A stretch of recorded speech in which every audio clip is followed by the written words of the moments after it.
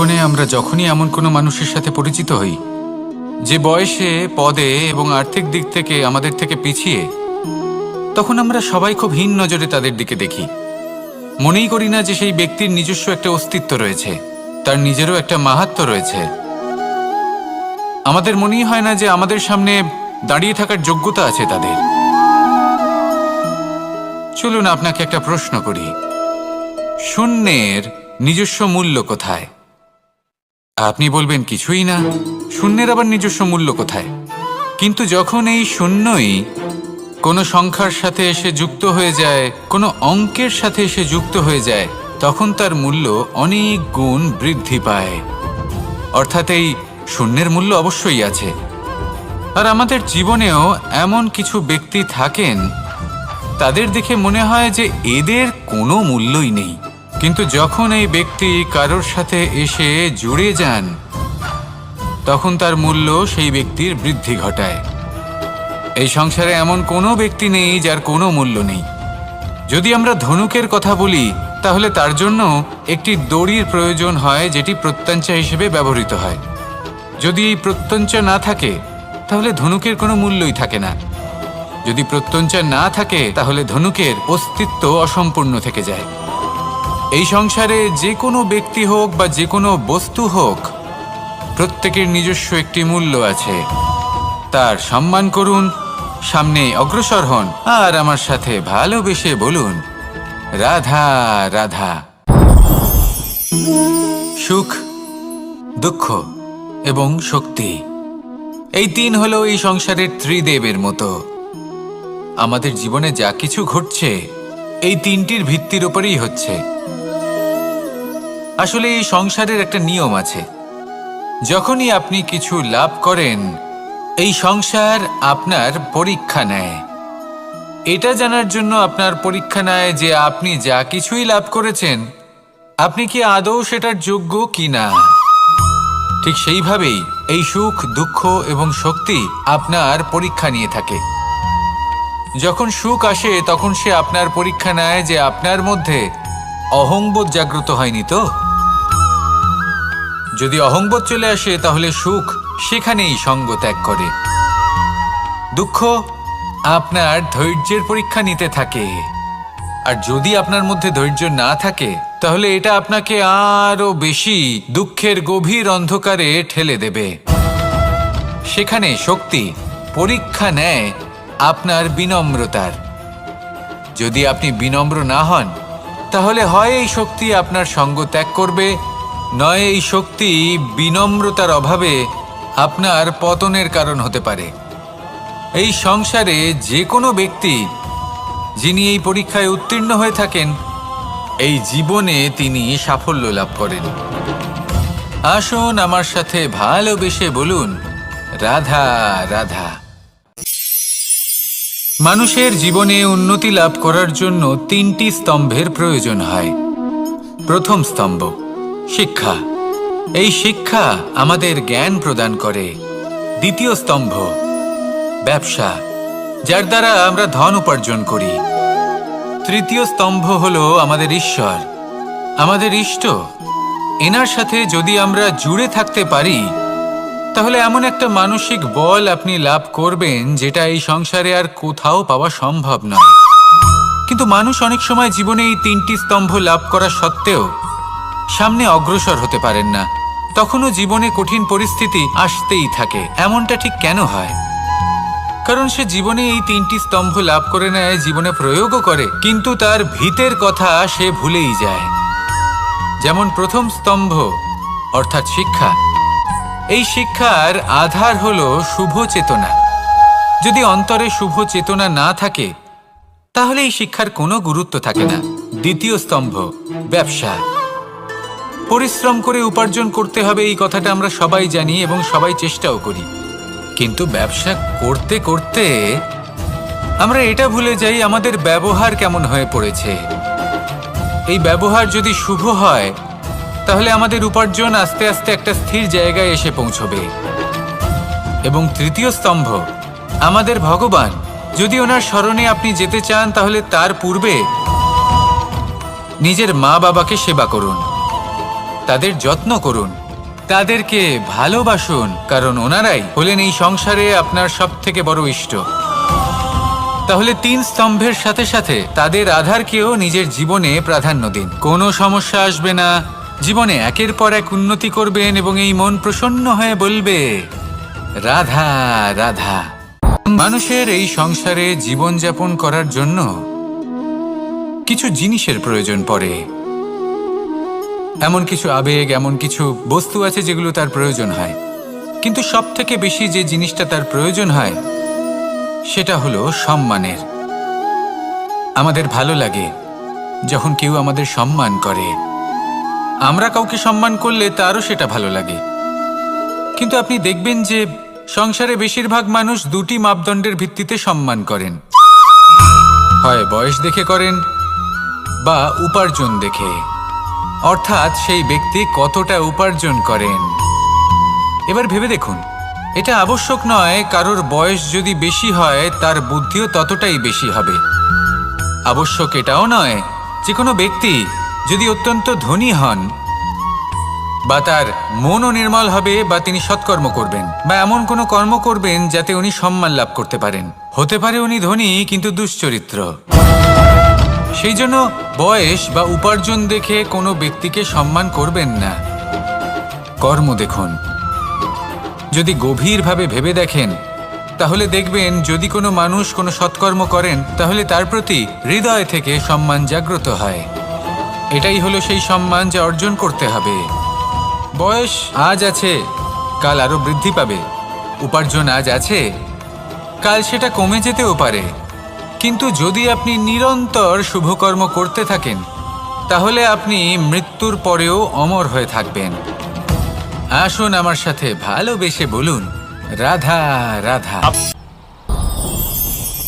ভয়ের সাথে আমরা সবাই পরিচিত, কষ্টও আমরা সবাই পেয়েছি। কখনো কখনো আমরা অসুস্থ হয়ে পড়ি, আর এমন সময় হলে মাতার মমতা, কখনো বাবার স্নেহ, কখনো বন্ধুদের পাশে থাকার অনুভূতি আমাদের রোগ নিরাময়ে সাহায্য করে। কখনো যদি আমরা নিরাশ হয়ে পড়ি, তখন যদি আমাদের কোনো আপনজন আমাদের 2টো ভালো কথা বলে তখন আমাদের মনোবল বেড়ে যায়। ঠিক তেমন সংসারের এই রঙ্গমঞ্চে যদি আপনি পীড়িত অনুভব করেন, কিছু শুভ কথা আলোচনা করুন, কিছু স্তুতি গান করুন, কিছু মুহূর্তের জন্য হলেও নিজের ইষ্টদেবের কথা স্মরণ করুন আর প্রার্থনা করুন। সাহস বাড়বে, শক্তিও বৃদ্ধি পাবে এবং সামনে এগিয়ে চলার পথও দেখতে পাবেন। তখন এই মন প্রসন্ন হয়ে বলবে রাধা রাধা। মানুষের জীবনে উন্নতি লাভ করার জন্য 3টি স্তম্ভের প্রয়োজন হয়। প্রথম স্তম্ভ শিক্ষা। এই শিক্ষা আমাদের জ্ঞান প্রদান করে। দ্বিতীয় স্তম্ভ ব্যবসা, যার দ্বারা আমরা ধন উপার্জন করি। তৃতীয় স্তম্ভ হলো আমাদের ঈশ্বর, আমাদের ইষ্ট। এনার সাথে যদি আমরা জুড়ে থাকতে পারি তাহলে এমন একটা মানসিক বল আপনি লাভ করবেন যেটা এই সংসারে আর কোথাও পাওয়া সম্ভব নয়। কিন্তু মানুষ অনেক সময় জীবনে এই 3টি স্তম্ভ লাভ করা সত্ত্বেও সামনে অগ্রসর হতে পারেন না। তখনও জীবনে কঠিন পরিস্থিতি আসতেই থাকে। এমনটা ঠিক কেন হয়? কারণ সে জীবনে এই 3টি স্তম্ভ লাভ করে নেয়, জীবনে প্রয়োগও করে, কিন্তু তার ভিতের কথা সে ভুলেই যায়। যেমন প্রথম স্তম্ভ অর্থাৎ শিক্ষা। এই শিক্ষার আধার হলো শুভ চেতনা। যদি অন্তরে শুভ চেতনা না থাকে তাহলে এই শিক্ষার কোনো গুরুত্ব থাকে না। দ্বিতীয় স্তম্ভ ব্যবসা। পরিশ্রম করে উপার্জন করতে হবে, এই কথাটা আমরা সবাই জানি এবং সবাই চেষ্টাও করি। কিন্তু ব্যবসা করতে করতে আমরা এটা ভুলে যাই আমাদের ব্যবহার কেমন হয়ে পড়েছে। এই ব্যবহার যদি শুভ হয় তাহলে আমাদের উপার্জন আস্তে আস্তে একটা স্থির জায়গায় এসে পৌঁছবে। এবং তৃতীয় স্তম্ভ আমাদের ভগবান। যদি ওনার স্মরণে আপনি যেতে চান তাহলে তার পূর্বে নিজের মা বাবাকে সেবা করুন, তাদের যত্ন করুন, তাদেরকে ভালোবাসুন, কারণ ওনারাই হলেন এই সংসারে আপনার সবথেকে বড় ইষ্ট। তাহলে 3 স্তম্ভের সাথে সাথে তাদের আধারকেও নিজের জীবনে প্রাধান্য দিন। কোনো সমস্যা আসবে না, জীবনে একের পর এক উন্নতি করবেন এবং এই মন প্রসন্ন হয়ে বলবে, রাধা রাধা। সুখ, দুঃখ এবং শক্তি, এই তিন হলো এই সংসারের ত্রিদেবের মতো। আমাদের জীবনে যা কিছু ঘটছে এই তিনটির ভিত্তির উপরেই হচ্ছে। আসলে এই সংসারের একটা নিয়ম আছে, যখনই আপনি কিছু লাভ করেন এই সংসার আপনার পরীক্ষা নেয়। এটা জানার জন্য আপনার পরীক্ষা নেয় যে আপনি যা কিছুই লাভ করেছেন আপনি কি আদৌ সেটার যোগ্য কিনা। ঠিক সেইভাবেই এই সুখ, দুঃখ এবং শক্তি আপনার পরীক্ষা নিয়ে থাকে। যখন সুখ আসে তখন সে আপনার পরীক্ষা নেয় যে আপনার মধ্যে অহংবোধ জাগ্রত হয়নি তো। যদি অহংবোধ চলে আসে তাহলে সুখ সেখানেই সঙ্গ ত্যাগ করে। দুঃখ আপনার ধৈর্যের পরীক্ষা নিতে থাকে, আর যদি আপনার মধ্যে ধৈর্য না থাকে তাহলে এটা আপনাকে আরো বেশি দুঃখের গভীর অন্ধকারে ঠেলে দেবে। সেখানে শক্তি পরীক্ষা নেয় আপনার বিনম্রতার। যদি আপনি বিনম্র না হন তাহলে হয় এই শক্তি আপনার সঙ্গ ত্যাগ করবে, নয় এই শক্তি বিনম্রতার অভাবে আপনার পতনের কারণ হতে পারে। এই সংসারে যে কোনো ব্যক্তি যিনি এই পরীক্ষায় উত্তীর্ণ হয়ে থাকেন এই জীবনে তিনি সাফল্য লাভ করেন। আসুন আমার সাথে ভালোবেসে বলুন, রাধা রাধা। ভয়ের সাথে আমরা সবাই পরিচিত, কষ্টও আমরা সবাই পেয়েছি। কখনো কখনো আমরা অসুস্থ হয়ে পড়ি, আর এমন সময় হলে মাতার মমতা, কখনো বাবার স্নেহ, কখনো বন্ধুদের পাশে থাকার অনুভূতি আমাদের রোগ নিরাময়ে সাহায্য করে। কখনো যদি আমরা নিরাশ হয়ে পড়ি, তখন যদি আমাদের কোনো আপনজন আমাদের দুটো ভালো কথা বলে তখন আমাদের মনোবল বেড়ে যায়। ঠিক তেমন সংসারের এই রঙ্গমঞ্চে যদি আপনি পীড়িত অনুভব করেন, কিছু শুভ কথা আলোচনা করুন, কিছু স্তুতি গান করুন, কিছু মুহূর্তের জন্য হলেও নিজের ইষ্টদেবের কথা স্মরণ করুন আর প্রার্থনা করুন। সাহস বাড়বে, শক্তিও বৃদ্ধি পাবে এবং সামনে এগিয়ে চলার পথও দেখতে পাবেন। তখন এই মন প্রসন্ন হয়ে বলবে, রাধা রাধা। এই সংসারে কখনো কোনো ব্যক্তিকে তার বাইরের পোশাক দেখে বিচার করার চেষ্টা করবেন না, এটা খুব বড় ভুল করবেন।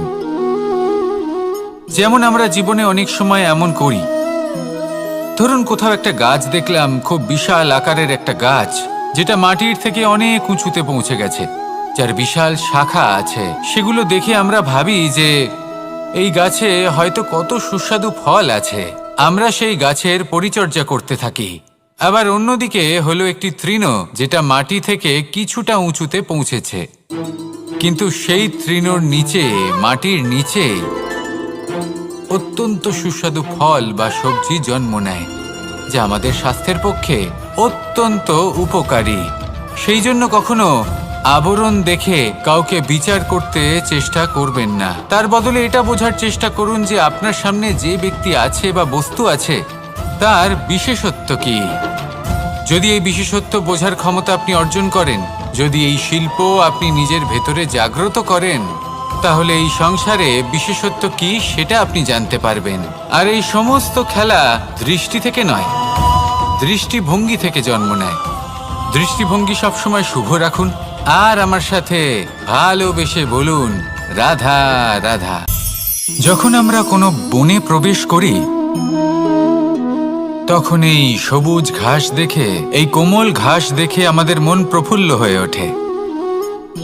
ভিন্ন ভিন্ন প্রজাতির ফুল, ভিন্ন ভিন্ন রঙের ফুল দেখে এই মন আনন্দে ভরে ওঠে।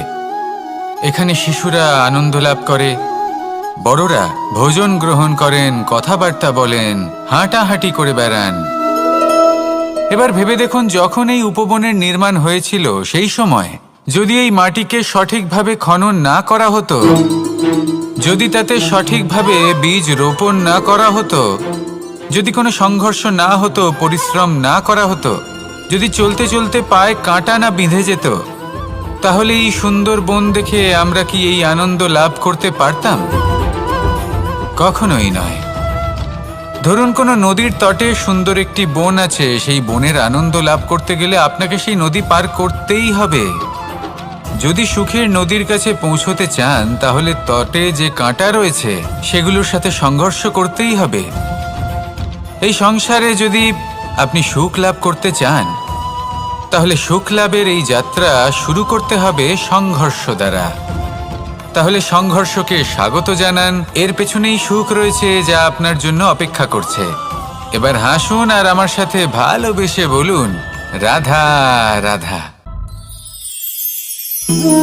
মানুষ সুখী জীবনযাপনের প্রতি এতটাই অভ্যস্ত হয়ে পড়ে যে একটা ছোট্ট সমস্যা এলেই সে সবার থেকে সাহায্য চাইতে শুরু করে দেয়।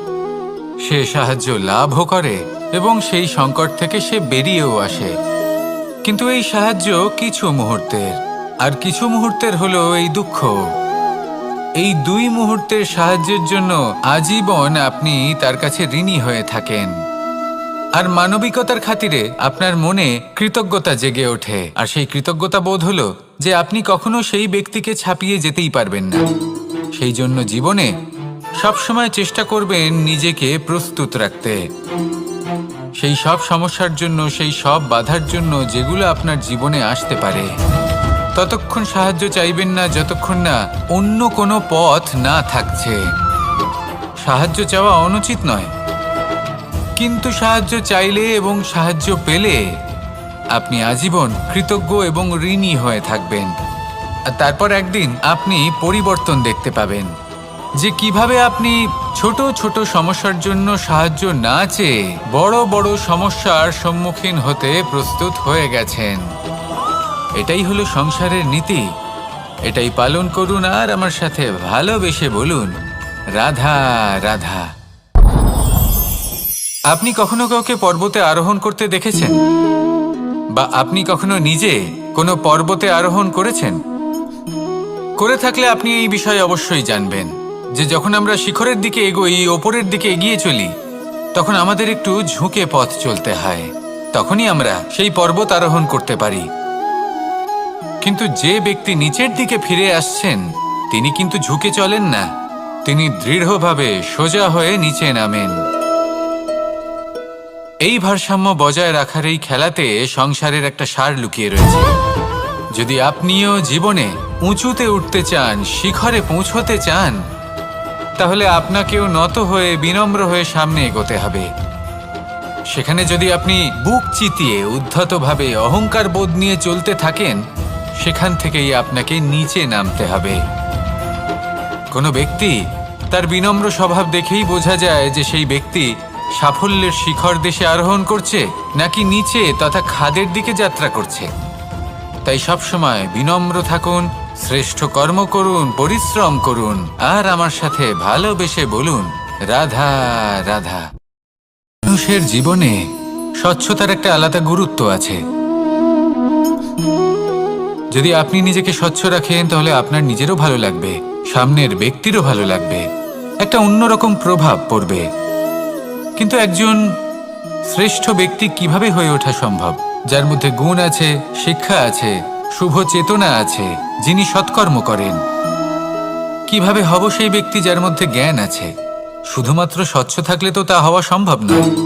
প্রথমে আপনাকে বুঝতে হবে যে মানুষের মধ্যে 4টি মূল তত্ত্ব আছে। প্রথম হলো তার শরীর, যার দ্বারা উনি যে কোনো কর্ম করে থাকেন। দ্বিতীয় তত্ত্ব হলো তার মন, যার দ্বারা কোনো কর্ম করার জন্য সে নিজেকে প্রেরণা দিতে থাকে। তৃতীয় তত্ত্ব হলো বুদ্ধি, যে কর্ম আমরা করতে চাই, যে লক্ষ্যে আমরা পৌঁছতে চাই, সেটা আমরা কিভাবে কোন পথে করব সেটা স্থির করা যায় বুদ্ধি দিয়ে। আর চতুর্থ তত্ত্ব হলো আত্মা। আত্মা হলো এমন এক তত্ত্ব যার কোনো সমাপ্তি নেই। আত্মা হলো অজয়, কিন্তু এরও শুদ্ধিকরণের প্রয়োজন হয়। এই 4টি তত্ত্বের শুদ্ধিকরণ করতে থাকুন, এতে নির্মল রাখুন, শুদ্ধ রাখুন। এবং এটা কিভাবে হবে? শুভ চেতনা দ্বারা, জ্ঞানের দ্বারা এবং সব থেকে বেশি গুরুত্বপূর্ণ প্রেমের দ্বারা। আসুন আমার সাথে ভালোবেসে বলুন, রাধা রাধা। এই জীবনে তিনটি গুরুত্বপূর্ণ শব্দ আছে যা বোঝা আমাদের কাছে খুব গুরুত্বপূর্ণ, এবং এই তিনটি শব্দের নিজস্ব অর্থ আছে। প্রথম হলো সঙ্গবদ্ধতা, অর্থাৎ একসাথে মিলে কাজ করতে হবে, একসাথে মিলে পরিশ্রম করতে হবে, সামনে এগোতে হবে। এরকম করতে পারলে আপনার শক্তি বৃদ্ধি পাবে, আপনার ক্ষমতা বৃদ্ধি পাবে, আপনি এগোতে পারবেন এবং অনেক দূরে যেতে পারবেন। দ্বিতীয় হলো আত্মবিশ্বাস। হেরে যাওয়া বস্তুও আবার জিতে নিতে পারবেন। যদি আপনার নিজের আত্মবিশ্বাস থাকে তাহলে আপনি কখনো পরাজিত হবেন না। এবং তৃতীয় হলো অহংকার। জয়লাভ করার পরেও কিন্তু এটা আপনাকে পরাজিত করতে পারে। সেই জন্য জীবনে সঙ্গবদ্ধ হন, আত্মবিশ্বাস রাখুন, কিন্তু কখনোই অহংকার করবেন না। এই অহংকার আপনার থেকে সব কিছু কেড়ে নিতে পারে। এই অহংকারের জন্যই মথুরাপতি কংস নিজের পতনের দিকে অগ্রসর হয়েছিলেন। এই অহংকারকে ত্যাগ করুন আর আমার সাথে ভালোবেসে বলুন, রাধা রাধা। এই সংসারে সব থেকে বেশি কঠিন কাজ কোনটা? কেউ বলবেন যুদ্ধ করা, কেউ বলবেন ধন অর্জন করা, আবার কেউ বলবেন জ্ঞান অর্জন করা সব থেকে বেশি কঠিন। এবার প্রত্যেক ব্যক্তির নিজস্ব অভিজ্ঞতা আছে আর সেই অনুসারে তার নিজস্ব একটা উত্তর আছে। সাধারণভাবে দেখতে গেলে এই সংসারে সব থেকে কঠিন হলো তপস্যা করা, অর্থাৎ সব কিছু ত্যাগ করে তপস্যায় নিজেকে বিলীন করে দেওয়া। এবার এর থেকে বেশি কঠিন এই সংসারে আর কি বা হতে পারে? এই সংসারে, এই সমাজে, নিজের পরিবারের মধ্যে থেকেও ধৈর্য ধরে সামনে অগ্রসর হওয়া, এটা হলো সব থেকে কঠিন কাজ। কারণ যখন আপনি তপস্যা করেন তখন সেখানে আপনার ধৈর্য ভাঙার মতো কেউ থাকেন না, না কোনো বন্ধু, না কোনো আত্মীয়, না কোনো শত্রু, কেউ না। কিন্তু যখন আপনি এই সমাজে, এই পরিবারে থাকেন, কোনো না কোনো ব্যক্তি এসে আপনার ধৈর্যের বাঁধ ভেঙে দেওয়ার ক্ষমতা রাখেন। তারা আপনার ধৈর্যের বাঁধ ভেঙে দেয়, আর কখনো কখনো তারা অনিচ্ছাকৃতভাবেই সেটা করে থাকেন। কারণ তাদের মানসিকতা আপনার থেকে আলাদা, তাদের কর্ম আপনার থেকে আলাদা, তাদের দৃষ্টিভঙ্গি আপনার থেকে আলাদা, জীবন যাপন আপনার থেকে আলাদা। সেক্ষেত্রে আপনি ধৈর্যচ্যুত হন, প্রসন্নতা আপনার থেকে ছিনিয়ে নেওয়া হয়। সেই জন্য এই সংসারে, এই পরিবারের থেকেও ধৈর্য ধরে সামনে অগ্রসর হওয়া কোনো পর্বতের শিখরে গিয়ে তপস্যা করার থেকেও অনেক বেশি কঠিন। আর যে ব্যক্তি এই সমাজেই, এই পরিবারে, সেই সকল মানুষের মধ্যে থেকে গিয়েও ধৈর্য ধরে অগ্রসর হতে থাকেন, যারা এই কাজটা শিখে নিতে পারেন, তারাই কিন্তু জীবনে আনন্দ লাভ করতে পারেন। এই ধৈর্যই শেষে আপনার জীবনে প্রসন্নতা বহন করে আনবে। তাই ধৈর্য ধরে জীবনের পথে অগ্রসর হন আর আমার সাথে ভালোবেসে বলুন, রাধা রাধা। আমরা যখনই কোনো গাছের চারা রোপণ করি তখন সবার আগে পরীক্ষা করে দেখি যে যেখানে আমরা চারা রোপণ করতে চলেছি সেখানকার মাটি আদৌ উর্বর কিনা, সেই মাটি সেই চারাকে বাড়তে সাহায্য করবে কিনা। যখন একটা চারা রোপণের আগে আমরা এত কিছু ভাবতে পারি, তাহলে কাউকে বিশ্বাস করার আগে আমরা কেন ভাবি না? জীবনে কখনো এই বিশ্বাসরূপী চারা কোথাও রোপণ করার আগে বোঝার চেষ্টা করুন যে যার ওপর আপনি বিশ্বাস করতে চলেছেন সে কি আদৌ আপনার বিশ্বাসের যোগ্য কি না। ভেবে দেখুন সেই ব্যক্তি ভবিষ্যতে গিয়ে আপনার বিশ্বাস ভাঙতে পারে কি না। এটাও ভেবে দেখুন যে যাকে আপনি বিশ্বাস করতে চলেছেন তাকে আপনি বিশ্বাস করলে নিজের জীবনের উদ্দেশ্যে আপনি অগ্রসর হতে পারবেন কি না। আর তার জন্য প্রয়োজন সঠিক সিদ্ধান্ত, পরখ করা, কোনটা উচিত কোনটা অনুচিত সেটা বোঝা। আর তাতে কিন্তু আপনি সন্দেহবাতিক হবেন না, তাতে আপনি আরো নিপুণ হয়ে উঠবেন। তাই যদি আপনি নিপুণ হয়ে উঠতে চান তাহলে বোঝার চেষ্টা করুন, পরখ করে দেখুন, কোনটা উচিত কোনটা অনুচিত বুঝুন, আর বিশ্বাস তখনই করুন যখন আপনি 100% নিশ্চিত হবেন যে সে বিশ্বাসের যোগ্য। আসুন আমার সাথে ভালোবেসে বলুন, রাধা রাধা। রাধা কখনো কখনো আমার জন্য বড়ই সুগন্ধি আতর নিয়ে আসে, পারিজাত ফুলের মালা নিয়ে আসে আমার প্রসাধন করবে বলে, এবং আমার সব থেকে বেশি প্রিয় মাখন নিজে হাতে বানিয়ে আনে আমাকে নিজে হাতে খাইয়ে দেবে বলে, সবকিছু আমাকে প্রসন্ন করবে বলে। কিন্তু আপনি কখনো ভেবেছেন যে এই আতর কিভাবে বানানো হয়? সহস্র ফুলের পাপড়ি একসাথে পিষে নিতে হয়, তারপরে তার থেকে যে রস নিঃসৃত হয় সেই রস দ্বারাই আতর তৈরি হয়। অনেক সংখ্যক ফুলকে অসীম যন্ত্রণা ভোগ করতে হয়, তবে তারা আমার প্রসাধন সামগ্রী হয়ে উঠতে পারে। দুধ থেকে মাখন তৈরি করার জন্য কতটা পরিমাণ মন্থন সহ্য করতে হয় সেটা আপনি জানেন। ঠিক সেই রকমই হলো আমাদের জীবনও। বিপদও আসে, কঠিন পরিস্থিতিও আসে, এর সম্মুখীন হতে শিখুন। মনে রাখবেন, আপনি হলেন সেই দুধ যাকে মন্থন সহ্য করতে হবে মাখন হয়ে ওঠার জন্য। মনে রাখবেন, আপনি হলেন সেই ফুলের মতন যাদের পিষ্ট হতে হবে সুগন্ধি আতর হয়ে ওঠার জন্য, যাকে এই সংসার পছন্দ করে। কখনো কখনো জীবনে আপনার সাথে খারাপ শুধুমাত্র এই কারণে ঘটে যাতে আপনার শ্রেষ্ঠ রূপ এই সংসারের সামনে আসতে পারে। শুধুমাত্র কঠিন পরিস্থিতি এবং বিপদকে একটা সুযোগ হিসেবে দেখার চেষ্টা করুন। আপনার জন্য এই সংসার বদলে যাবে, সংসারকে দেখার দৃষ্টিভঙ্গি পাল্টে যাবে, আপনার ভাগ্য পাল্টে যাবে, আর এই মন প্রসন্ন হয়ে বলবে, রাধা রাধা। পাশা নামক এই খেলাটি আপনারা নিশ্চয়ই খেলেছেন, না খেলে থাকলে দেখেছেন, আর যদি দেখেও না থাকেন তাহলে নিশ্চিত রূপে শুনেছেন। মহাভারতের এই মহাযুদ্ধ কোথাও না কোথাও এই পাশা নামক খেলার কারণে হয়েছিল। পাশার এই বিচিত্র খেলা, দান, এইসবের কারণে কেউ নিজের মাথায় রাজ মুকুট পরিধান করেছিলেন, আবার সেখানেই পরাজিত হওয়ার জন্য কাউকে বনবাসও ভোগ করতে হয়েছিল। কিন্তু এই খেলা সমাপ্ত হওয়ার পরে সমস্ত ঘুঁটি আর এই পাশার ছক একই পুটলিতে স্থান পেল।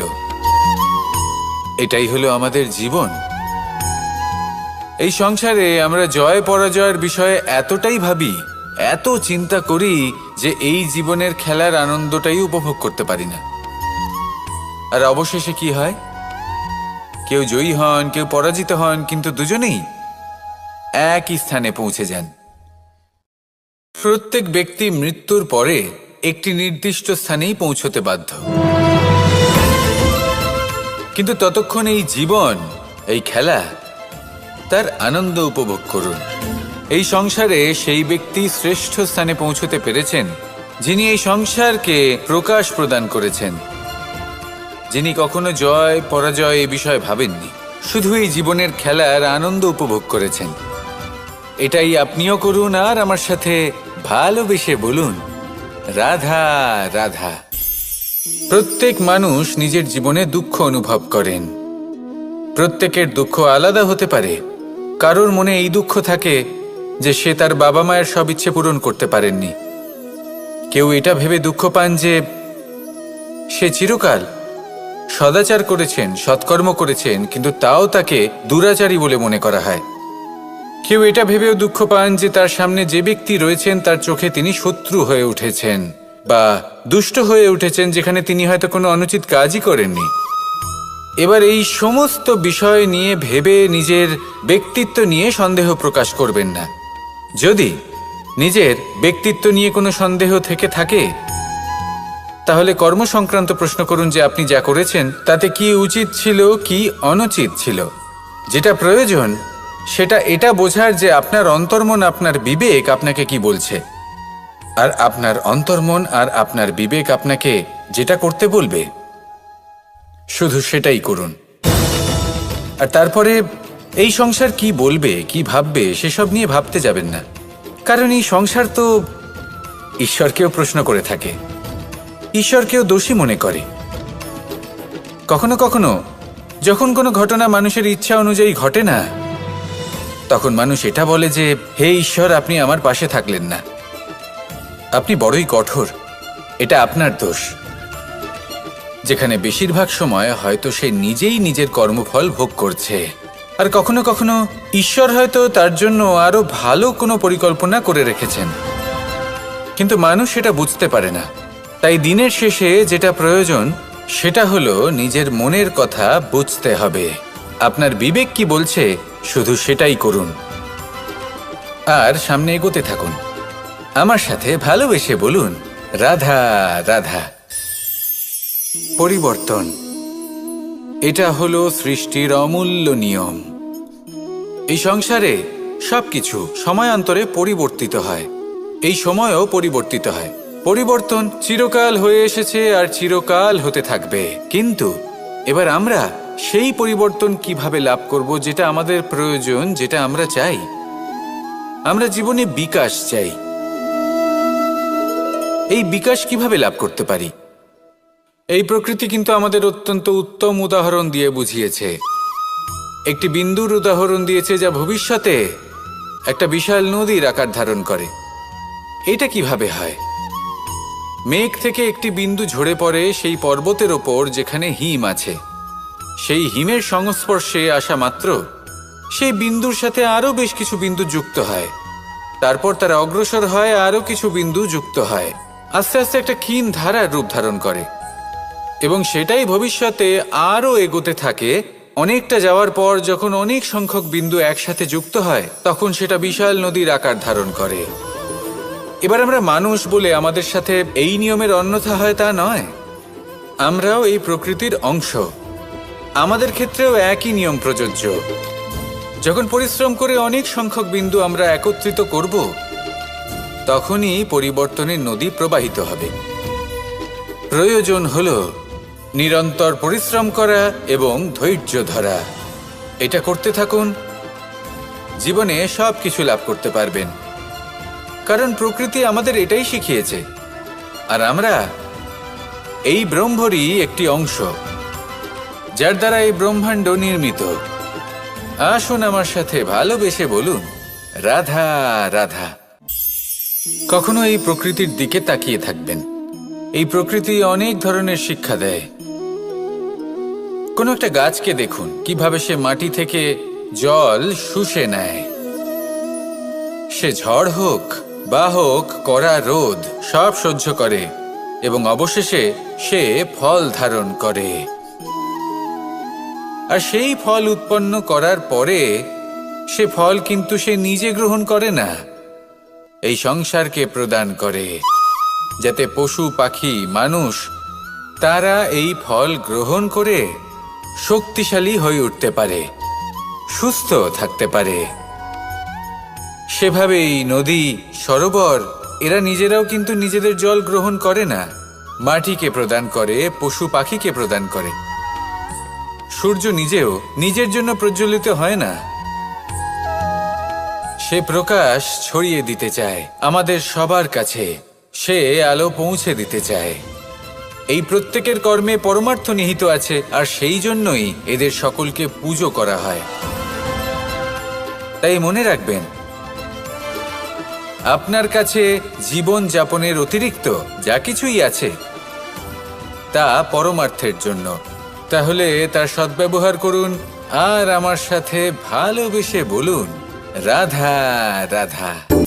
আমরা প্রত্যেকেই অবশ্যই এমন সময় দেখেছি যখন অনেকগুলো সমস্যা একসাথে আমাদের জীবনে এসে পড়ে। সমস্যা আমাদের প্রত্যেকের জীবনেই থাকে। আমরা তার সমাধান খুঁজতে চেষ্টা করি, কখনো সমাধান খুঁজে পাই, আবার কখনো যতই চেষ্টা করি না কেন কোনো সমাধান খুঁজেই পাই না। আর যখন এটা হয় তখন মানুষ অত্যন্ত বিচলিত হয়ে পড়েন। নিজের আত্মীয় স্বজন, নিজের বন্ধু বা সংসার এদের ওপরে এই দোষ চাপিয়ে দেন যে এদের জন্যই এই সমস্যা এসেছে। এবার যদি আমি আপনাকে কোনো পরামর্শ দিই তাহলে এটাই বলবো যে দৃষ্টিভঙ্গি পাল্টে দেখুন। এই দৃষ্টিভঙ্গি দিয়ে দেখুন যে এই সংসারে যে সমস্যাই আসুক না কেন তার জন্য কেউ দোষী নয়, না আপনি না অন্য কেউ। এই পুরো খেলাটাই আপনার মানসিকতা, আপনার দৃষ্টিভঙ্গির, আপনার মনের। কিভাবে বোঝাচ্ছি? যখন আমাদের মন শক্ত থাকে তখন কঠিন থেকে কঠিনতর পরিস্থিতিও আমাদের জীবনে খুব বেশি হলে প্রতিস্পর্ধা হয়ে থেকে যায়। সেখানে যদি আমাদের মন দুর্বল থাকে, তখন অল্প কঠিন পরিস্থিতিও আমাদের কাছে খুব বড় সমস্যা হয়ে যায়, তাই না? একটা শক্ত মন কঠিন পরিস্থিতিকে প্রতিস্পর্ধা হিসেবে দেখে আর তার মধ্যেও একটা সুযোগ খুঁজে নেয়। আমাদের শুধু এটাই করতে হবে। এই সংসারে অন্য কাউকে দোষী মনে করলে আপনার সমস্যা দূর হয়ে যাবে না। সেই জন্য এই সংসারকে দোষ দেওয়ার বদলে এই সমস্যার মূলে চলে যান, সেটাকে বুঝুন, নিজের এই মনকে শক্ত করে তুলুন। যদি আপনার মন শক্তিশালী হয়, তাহলে এই সংসারে অনেক বড় বড় কঠিন থেকে কঠিনতর পরিস্থিতিও যদি আসে, আপনার জীবনে যতই বড় বড় সমস্যা আসুক না কেন, আপনার লক্ষ্য লাভে বাধা দিতে পারবে না। আসুন আমার সাথে ভালোবেসে বলুন, রাধা রাধা। আমরা সবাই পাথর দেখেছি, পর্বতও দেখেছি, শুকনো পাতাও দেখেছি, শ্যামল বনানীও দেখেছি। কখনো ভেবেছেন পাথরের অস্তিত্ব কিন্তু ততক্ষণ পর্যন্ত যতক্ষণ সে পর্বতের গায়ে আটকে থাকে। যখন সেই পর্বত থেকে সেই পাথর ভিন্ন হয়ে যায় ও নিজের অস্তিত্ব হারিয়ে ফেলে। আস্তে আস্তে কখনো পাথর কেটে বা কখনো পিষ্ট হয়ে সেই পাথর আস্তে আস্তে মাটিতে পরিণত হয় এবং পূর্ণরূপে নিজের অস্তিত্ব হারিয়ে ফেলে। এটাই পাতার সাথেও হয়। এই পাতা যতক্ষণ গাছের ডালের সাথে যুক্ত ততক্ষণ তার অস্তিত্ব থাকে। যখনই ডাল থেকে বিচ্ছিন্ন হয়, সেও নিজের অস্তিত্ব হারিয়ে ফেলে। আর এটাই আমাদের সাথেও হয়। যতক্ষণ আমরা নিজেদের আপনজনের সাথে যুক্ত থাকি, আমাদের অস্তিত্ব বজায় থাকে। যখন আপনজনদের সাথে সম্পর্ক ছিন্ন করি, তখন আমরাও আমাদের অস্তিত্ব হারিয়ে ফেলি। এবার এই সংসারের প্রত্যেক ব্যক্তি স্বতন্ত্র থাকতে চান, আর অনেক ব্যক্তি স্বতন্ত্র থাকবেন বলে আপনজনদের দূরে করে দেন আর তাদের সাথে এই সম্পর্ক ছিন্ন করেন। এটা কি সত্যি প্রয়োজন? আপনজনদের সাথে সম্পর্ক ছিন্ন করে নিজের অস্তিত্ব হারিয়ে ফেলা প্রয়োজনীয়, নাকি আপনজনদের সাথে সম্পর্ক বজায় রেখে নিজেদের স্বতন্ত্র করে রাখা সেটা আবশ্যক? নির্বাচন আপনারই। আসুন আমার সাথে ভালোবেসে বলুন, রাধা রাধা। আপনি কি কখনো নৌকা যাত্রা করেছেন?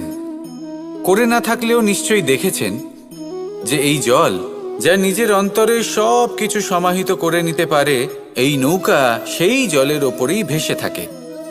নদীর স্রোত কাটিয়ে সে সামনে অগ্রসর হয়। কিন্তু যদি এই নৌকায় কোনো ছিদ্র হয়, তাহলে কিন্তু সেই নৌকা ডুবে যাবে। আর এতে কোনো তফাৎ হবে না যে সেই ছিদ্র ছোট নাকি বড়, নৌকা ডুবে যাবে। এই ছিদ্র হলো আমাদের জীবনে আমাদের অপগুণ, আমাদের দোষ, আমাদের বিকার। কখনো এটা ভাববেন না যে এই দোষ খুবই ছোট, এতে কিছুই যাবে আসবে না।